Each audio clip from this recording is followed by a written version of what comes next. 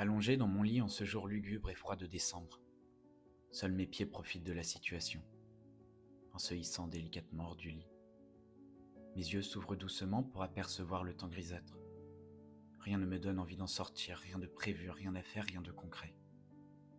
Une journée s'annonce et commence comme beaucoup d'autres auparavant. La même tristesse m'envahit, la même mélancolie du temps où nous étions libres de vivre. Je soulève finalement la couette d'un jaune paradoxalement joyeux vis-à-vis de la situation.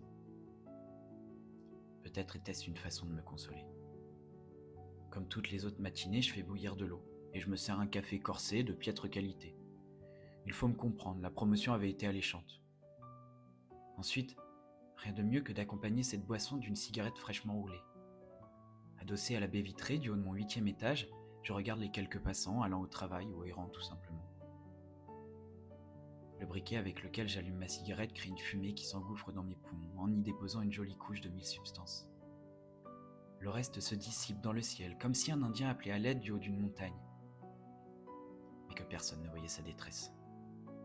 Je trouve ça tristement drôle et pourtant j'apprécie ce moment, un instant de répit avec mes pensées, ma tasse et ma clope. Très vite, la réalité me ramène à la raison en entendant le prof dire à travers son micro, dont la qualité laisse franchement à désirer. Bonjour à tous, j'espère que vous allez bien. Ils sont fous, et c'est normal, simple question rhétorique de politesse qui, de toute façon, la plupart du temps face à un ami, ne donne lieu qu'à un banal « oui et toi ?» voire aucune réponse. Alors comment le lui reprocher? La perte de temps serait juste déraisonnable si les 300 élèves assis sagement derrière leur prison de verre répondaient tous. De toute façon, je préfère ne même pas imaginer si un seul osait crier la vérité. Non, ça ne va pas. Comment voulez-vous qu'on aille bien alors qu'on est assis toute la journée derrière notre bureau? Ce serait gênant et pathétique, donc seuls quelques camarades écrivent un doux oui sur le clavier, histoire que le professeur ne se sente pas seul. Il commence alors son cours en rappelant quelques notions, puis enchaîne rapidement avec la suite du programme. C'est ainsi pendant 2 heures. De longues et interminables heures, troublées parfois par des questions via le chat. Mais pas le choix. Soit tu écoutes et tu suis, soit tu dis adieu à ton avenir. Encore faudrait-il qu'on en ait un. Quand le cours se termine enfin, je me roule ma 2e clope de la journée. Il n'est que 10 heures.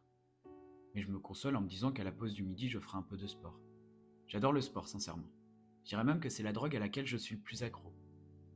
À moins que ce ne soit qu'un voile pour éviter de culpabiliser de fumer comme un pompier. Dans tous les cas, je m'en fiche un peu, car le sport, ça ne fait pas de mal, au contraire. Ça défoule, ça entretient, ça donne confiance en soi.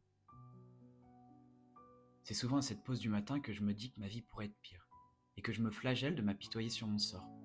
Je suis en colocation, dans un 70 mètres carrés très lumineux. J'ai un travail à quelques minutes de chez moi, aucune difficulté financière, bien au contraire, je mets largement de côté.